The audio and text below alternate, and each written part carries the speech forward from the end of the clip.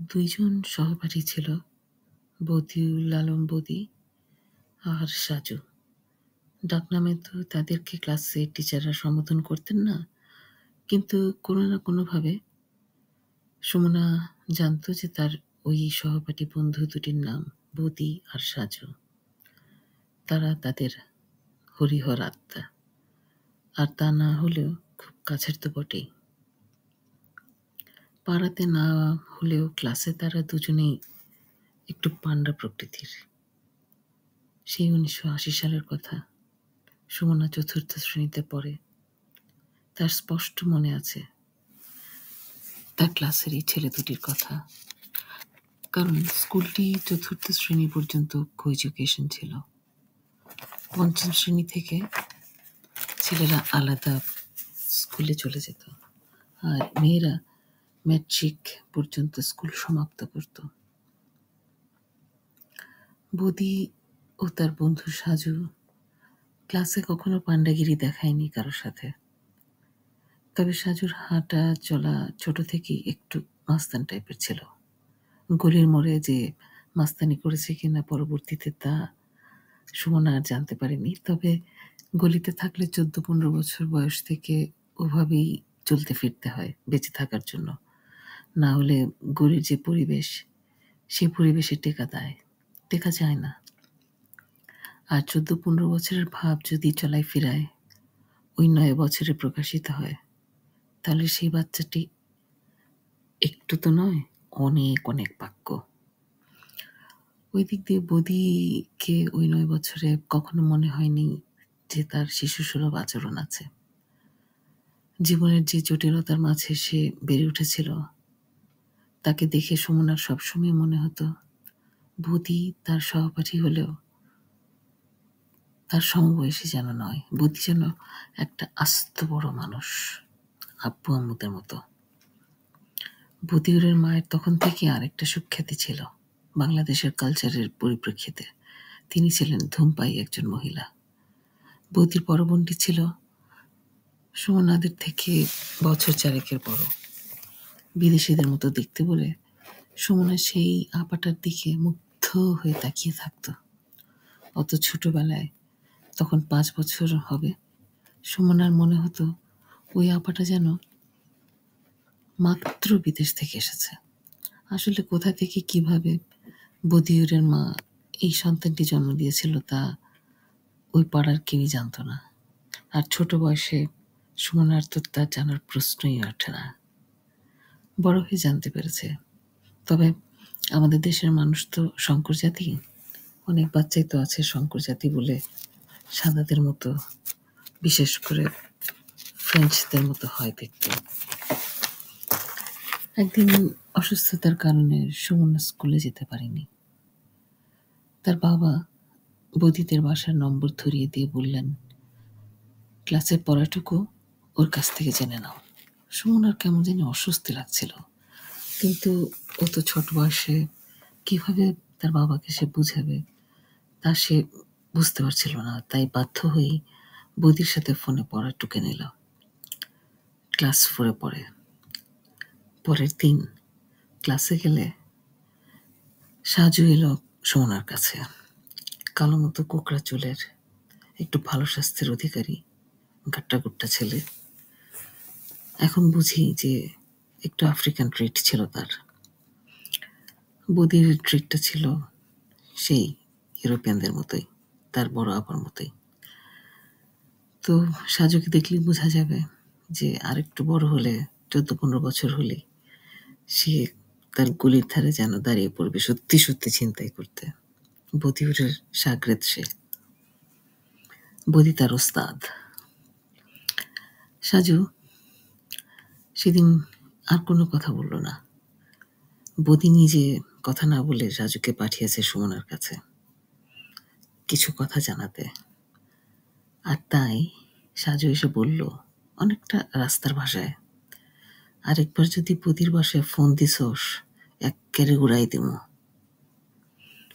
ওরে বাবা, তুই তোকারি করে কথা। এই প্রথম শুনল সুমনা তার জীবনে তুই তোকারি করে কথা। অনেকটা বস্তি স্টাইলের কথা। স্কুলটা যেহেতু গলির মোড়ের বস্তির স্কুল না, খুবই অভিজাত এলাকায় অভিজাত শ্রেণীর স্কুল। তাই সহপাঠীর কাছ থেকে বস্তির ভাষা আর এই বস্তির অ্যাটিচিউড সুমনা একদমই আশা করেনি। তাই সুমনা এই ধরনের কথা শুনে আর ভাব দেখে আকাশ থেকে পড়ল। এই প্রথম শিখল, এই প্রথম জানল থ্রেট কাকে বলে। টিফিন পিরিয়ডে সাজুর সেই উক্তি শুনে সুমনা খুঁজে বের করলো বদি কোথায়।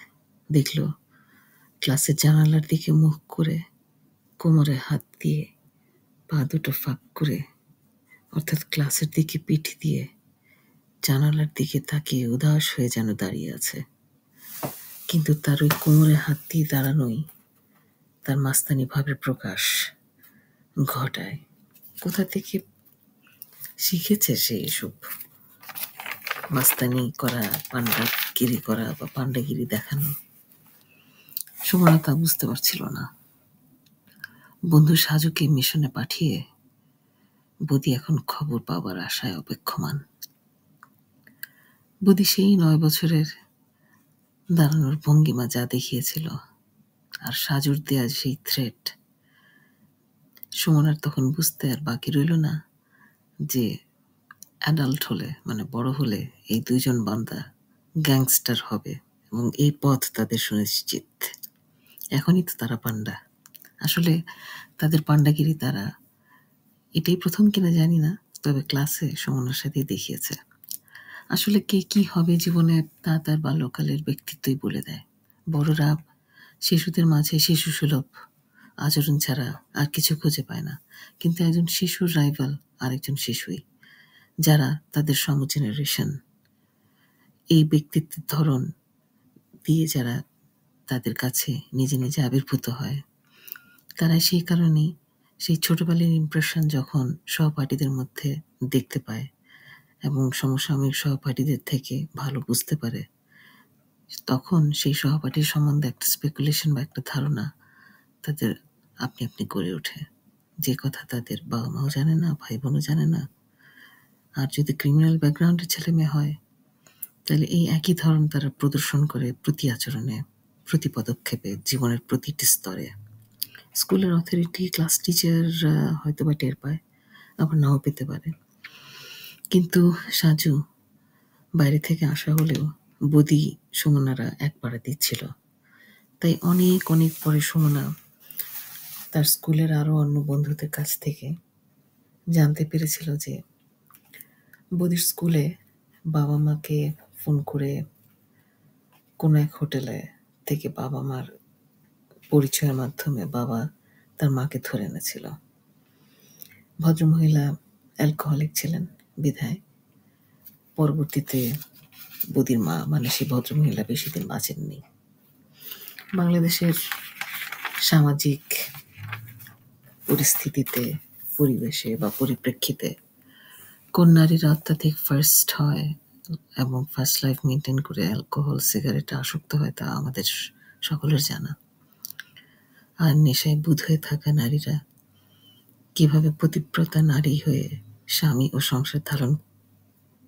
সংসারের ধর্ম পালন করবে তাও মোটামুটি ধারণা করা যায়। ছোটবেলায় তো অত সব সুমনার জানার কথা নয়, বোঝারও কথা নয়। তবুও তো সুমনা আঁচ করেছিল যে বদি খুব একটা সুবিধার ছিল না। সুমনার বাবা মার দৃষ্টিকোণ থেকে বদিকে দেখেছে একটি শিশু হিসেবে, সুমনার সহপাঠী হিসেবে।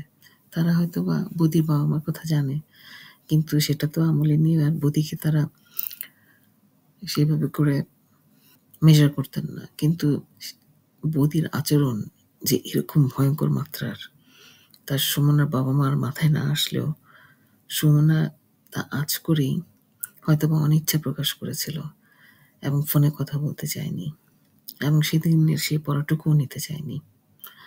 আসলে ডিস্টার্বড ফ্যামিলির সন্তানরা একটু বেশি যেন ইঁচড়ে পাকা হয়, কারণ তারা খুব ছোট থেকেই ভায়োলেন্স, বিশেষ করে ফ্যামিলি ভায়োলেন্স দেখে বেড়ে ওঠে। সুমনার মতো নিটোল সুন্দর পারিবারিক পরিবেশ তাদের ভাগ্যে জোটে না। অথচ একটি সুন্দর পরিবার কতজনেরই না আকাঙ্ক্ষিত। আবার সুমনার এদিক দিয়ে আফসোস হয় এই ভেবে যে ডিস্টার্ব ফ্যামিলির বস্তি টাইপের ক্যাচাল দেখে যদি বড় হতে পারা যায় তাহলে বুঝি বেশি ভালো হয়। কারণ ছোট থেকেই তখন ইঁচড়ে পাকা হওয়া যায়। যত কম সহজ সরল ইনোসেন্ট ভাব থাকুক না কেন, এই কর্দমাক্ত বিষাক্ত পৃথিবীতে, এই তিক্ত পৃথিবীতে একে অপরকে মেরে ধরে টিকে থাকা বড্ড দায়। তাই বদিদের মতো বা সাজুদের মতো নিশ্চয় যদি এরকম মাস্তানি ব্যক্তিত্ব নিয়ে বড় হওয়া যায় তাহলেই এই পৃথিবীতে টিকে থাকা সম্ভব। তারা তো নিশ্চয়ই এতদিনে তাদের মাস্তানি ব্যক্তিত্ব নিয়ে সমাজে দাপিয়ে বেড়াচ্ছে, কে জানে।